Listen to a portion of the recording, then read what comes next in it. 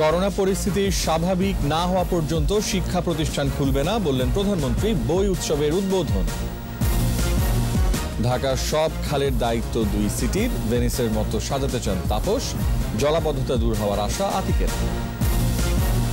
31st নাইটে নিরাপত্তার ঝুঁকি নেই, নেওয়া হয়েছে সব ধরনের প্রস্তুতি, বিভিন্ন দেশে বর্ষবরণ উৎসব। 31st নাইটে নিরাপত্তা ঝুঁকি নেই, নেওয়া হয়েছে সব ধরনের প্রস্তুতি, বিভিন্ন দেশে বর্ষবরণ উৎসব।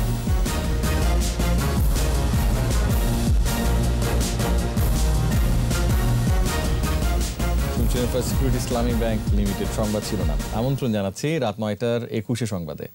আপনাদের সাথে আছি আমি রিয়াজ হাফিজ। দর্শক, 21 টেলিভিশনের সংবাদ একই সাথে সরাসরি দেখতে পাবেন আমাদের ফেসবুক পেজ www.facebook.com/2124 অনলাইনে। করোনা পরিস্থিতি স্বাভাবিক না হওয়া পর্যন্ত বন্ধ থাকবে সকল শিক্ষা প্রতিষ্ঠান, এই কথা জানিয়েছেন প্রধানমন্ত্রী শেখ হাসিনা। 2021 সালের নতুন পাঠ্যপুস্তক বিতরণ কার্যক্রমের উদ্বোধনী অনুষ্ঠানে প্রধানমন্ত্রী বলেন, দীর্ঘদিন ঘরবন্দি থেকে শিক্ষার্থীদের যাতে মানসিক ক্ষতি না হয় সে লক্ষ্যে পদক্ষেপ নিচ্ছে সরকার। শুক্রবার নতুন বছরের প্রথম দিন থেকে সারা দেশে পাঠ্যপুস্তক বিতরণ শুরু হবে। প্রণব চক্রবর্তীর রিপোর্ট। নতুন ক্লাসে নতুন বই, এ যেন আনন্দ অপেক্ষার অবসান। এই আনন্দ লেখাপড়ার প্রতি আগ্রহ বাড়িয়ে দেয় শিক্ষার্থীদের। প্রতি বছরের প্রথম দিনেই শিক্ষার্থীদের হাতে বই তুলে দিচ্ছে বর্তমান সরকার।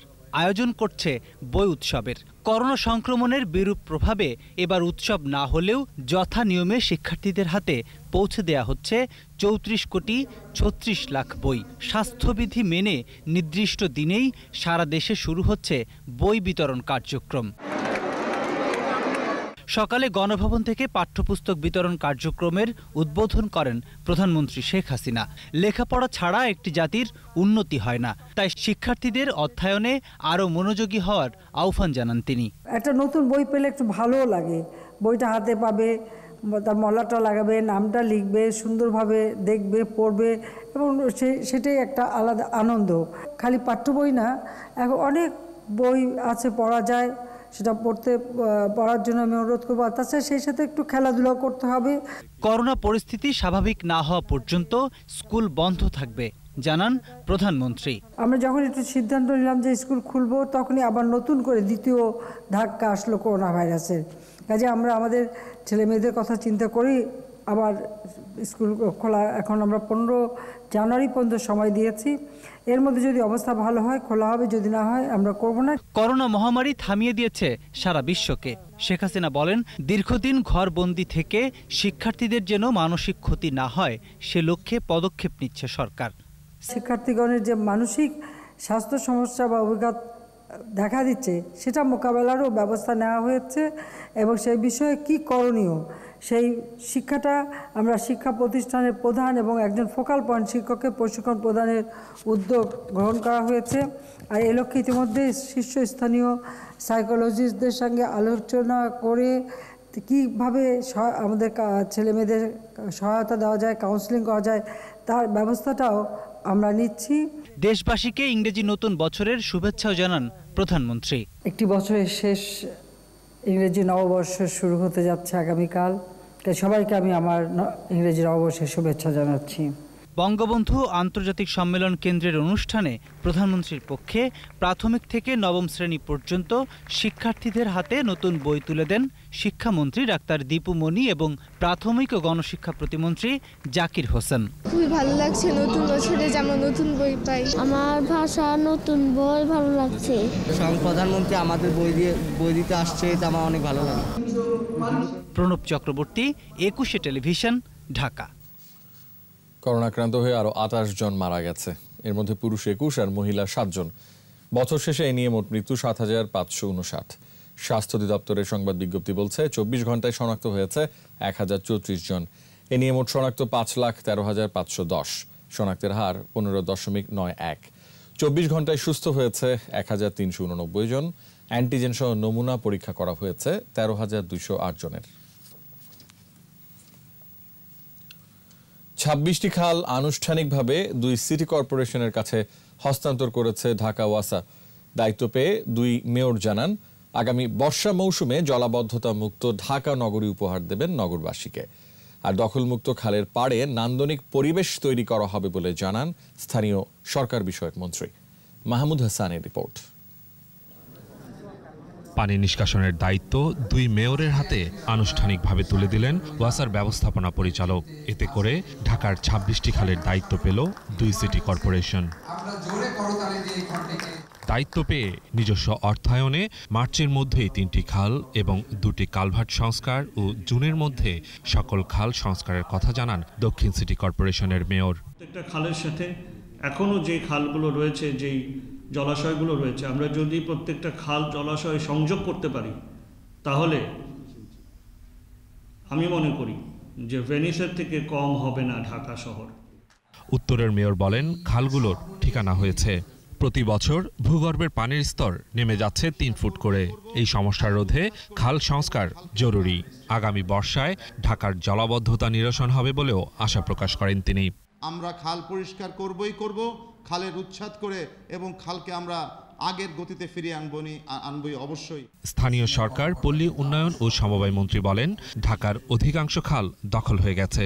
এগুলোকে দখলমুক্ত করে নগর সাজাতে দুই মেয়রকে নির্দেশ দেন তিনি। মূল কাজটা সবাই করেছে, এখন যতটুকু সম্ভব ফেজ বাই ফেজ আমাদেরকে এগুলাকে এই সমস্তগুলার পুনরুদ্ধারের কাজও যেমনি যেতে হবে, ওয়াকওয়াই করে মানুষের হাঁটার ব্যবস্থা করে দেওয়া এবং জলাশয় যেগুলো আছে সেগুলো ওয়াটার ট্রান্সপোর্টের ফ্যাসিলিটিগুলোকে আমরা অ্যাক্সিলারেট করা, এই সমস্ত বিষয়গুলোর জন্য ওনারাও কাজ করছেন এবং আমরা প্রজেক্ট বানাচ্ছি। খাল হস্তান্তরের ফলে বর্ষায় পানির নিষ্কাশন ব্যবস্থা আরও কার্যকর হবে বলে আশা প্রকাশ করেন ওয়াসার ব্যবস্থাপনা পরিচালক। বৃষ্টির পানি নিষ্কাশনের কর্মকাণ্ড পরিচালনা করে আসছিল। ১৯৮৮ সাল থেকে ২৬টি খালের দায়িত্ব ছিল ঢাকা ওয়াসার। দুই মেয়রের দাবির প্রেক্ষিতে খাল ব্যবস্থাপনার দায়িত্ব পেল city corporation. Mahmud Hasan, ২১ television, Dhaka. এবার 31st নাইট নিয়ে কোনো নিরাপত্তা ঝুঁকি নেই, তবে মানুষের স্বার্থে নিরাপত্তার চাদরে ঢেকে ফেলা হবে সারা দেশ। আইন শৃঙ্খলা রক্ষায় নেওয়া হয়েছে সব ধরনের প্রস্তুতি। সাইবার পেট্রোলিং এর মাধ্যমেও নজরদারি করবে আইন শৃঙ্খলা রক্ষাকারী বাহিনী। বিস্তারিত জানাচ্ছেন দীপু শিকদার। রাজধানীর গুলশান এলাকার 31st নাইট সামনে রেখে তৎপর পুলিশ। ডিপ্লোম্যাটিক জোন হিসেবে পরিচিত গুলশান বিভাগে গুরুত্বপূর্ণ পয়েন্টে চেকপোস্ট বসিয়ে চলছে তল্লাশি। সাধারণ জনের নিরাপত্তা যদি আপনারা না করেন তাহলে সাধারণ জনের এটা খুব অসুবিধা হয়ে যাবে। এটা অনেক ভালো লাগতেছে, এটা সবসময় থাকাও অনেক ভালো। এটা যানবাহন নিরাপত্তা যে ব্যবস্থাও নিয়েছে সেটা সবার জন্য। ডিএমপি সদর দপ্তরের নির্দেশনা অনুযায়ী নেওয়া হয়েছে নিরাপত্তামূলক ব্যবস্থা। রাত ৮টার পরে গুলশান এলাকায় বসবাস করে না এমন কেউ গুলশান এলাকায় প্রবেশ করবেন না। আর গুলশান এলাকায় যারা বসবাস করেন তারা রাত ৮টার পরে প্রবেশ করতে চাইলে তারা তাদের প্রয়োজনীয় যে কাগজপত্র প্রদর্শন সাপেক্ষে তারা প্রবেশ করতে পারবেন। আমরা সমন্বিতভাবে এই পুরো এলাকা জুড়ে যেখানে নগরবাসীদের যেখানে প্রাবল্য বা প্রাধান্য দেখা যায় সেই এলাকা যাতে কোনো ধরনের কোনো সহিংসতা বা নাশকতা না হয় সেই লক্ষ্য নিয়ে আমরা আমাদের নিরাপত্তা ব্যবস্থা আমরা পুনর্বিন্যস্ত করেছি। দেশ জুড়ে ইংরেজি বর্ষবরণ ঘিরে কোনো ধরনের বিশৃঙ্খলা হলে কঠোরভাবে দমন করার কথা বলছে র্যাব। সকল অলিতে গলিতে সাদা পোশাকে র্যাবের সদস্যরা বা র্যাবের গোয়েন্দাদের অবগত থাকবে। এর পাশাপাশি ইউনিফর্মধারী অর্থাৎ পেট্রোল ইউনিফর্ম র্যাব পেট্রোল আমাদের সরব উপস্থিতি জানান দেবে। এর পাশাপাশি সাইবারেও আমরা আমাদের সরব উপস্থিতি বিদ্যমান থাকবে, অর্থাৎ যেটাকে বলা হয়ে থাকে সাইবার পেট্রোলিং। কোনো কিছু যাতে র্যাবের নজরদারির বাইরে না থাকে এই জন্য র্যাব অত্যন্ত সচেষ্টভাবে এবং সতর্কতার সাথে দায়িত্ব পালন করবে বলে আমরা প্রত্যাশা করছি। সুষ্ঠু ও শান্তিপূর্ণভাবে নতুন বছরকে বরণ করার আহ্বানও জানিয়েছে র্যাব। নিজ নিজ পরিবারের সাথে নিজ বাসায় থেকে 31st নাইট উদযাপন করেন, এই জন্য র্যাব দেশবাসীকে বিনীতভাবে অনুরোধ জানাচ্ছে। দীপু শিকদার, ২১ টেলিভিশন, ঢাকা। বিরতি নিচ্ছি। দর্শক, নো মাস্ক নো সার্ভিস বিধি মেনে চলুন, সুস্থ থাকুন। বিরতির পর যখন ফিরছি তখন থাকছে। বিনা অপরাধে 5 বছর জেলে থাকা আরমানকে মুক্তির নির্দেশ, ভুল নয় পরিকল্পিত, হাইকোর্টের পর্যবেক্ষণ।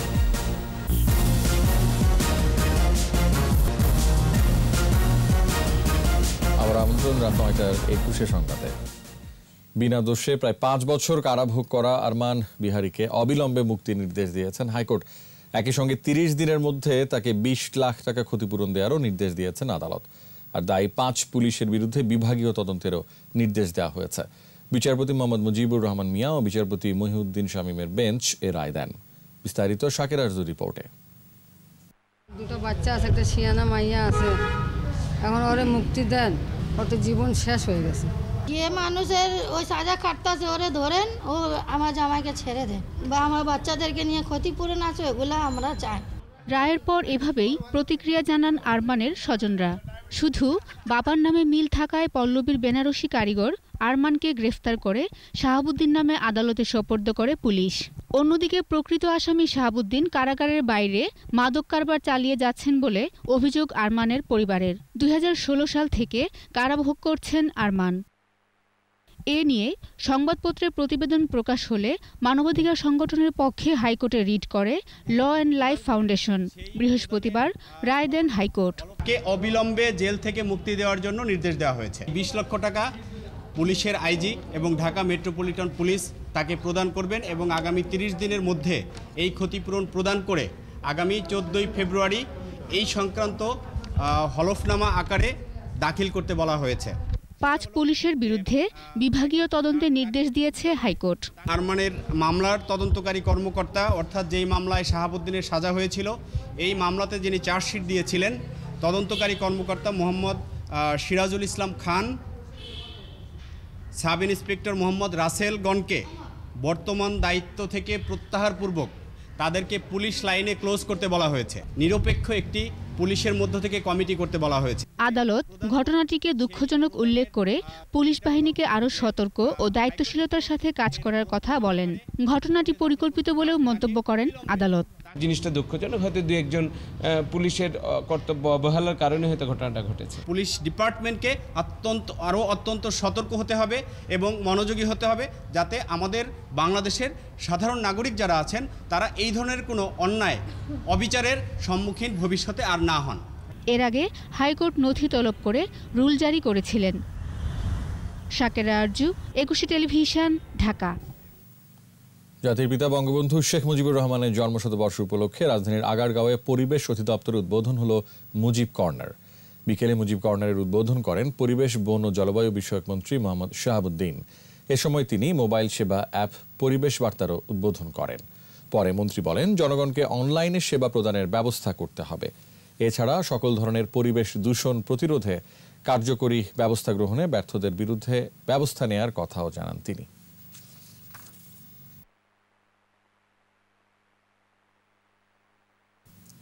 সোশ্যাল ইসলামী ব্যাংক লিমিটেড বাণিজ্য সংবাদ।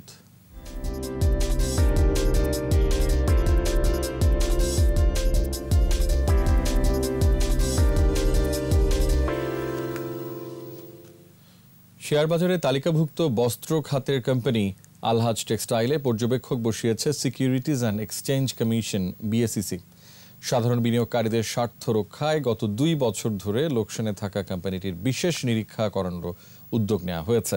শেয়ার বাজারে তালিকাভুক্ত কোনো কোম্পানির ক্ষেত্রে পর্যবেক্ষক বসানো ও কোম্পানি পরিচালনার ক্ষেত্রে পথনকশা তৈরিতে প্রথমবারের মতো এ ধরনের উদ্যোগ নিল বিএসইসি।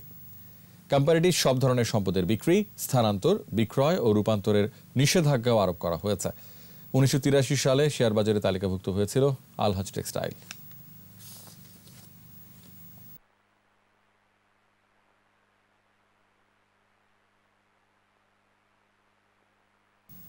শেষ করছি রাত 9টার 21 সংবাদ। তবে যাবার আগে ফার্স্ট সিকিউরিটি ইসলামী ব্যাংক লিমিটেড সংবাদ শিরোনামগুলো আরও একবার।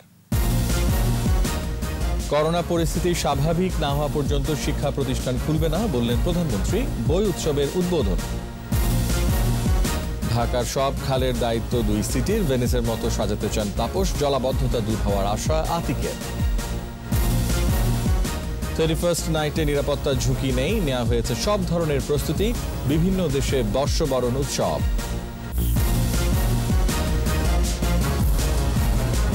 সর্বশেষ খবর জানতে ডায়াল করুন 2021 নম্বরে আর ভিজিট করুন 21-tv.com ওয়েবসাইটে। এছাড়া ফেসবুকে লগ ইন করতে পারেন facebook.com/2124 অনলাইনে। আমাদের পরবর্তী সংবাদ রাত 11টায় দেখার আমন্ত্রণ রইল। দর্শক, স্বাস্থ্যবিধি মেনে চলুন, সুস্থ থাকুন, 21 সংবাদ দেখুন, সঙ্গে থাকুন।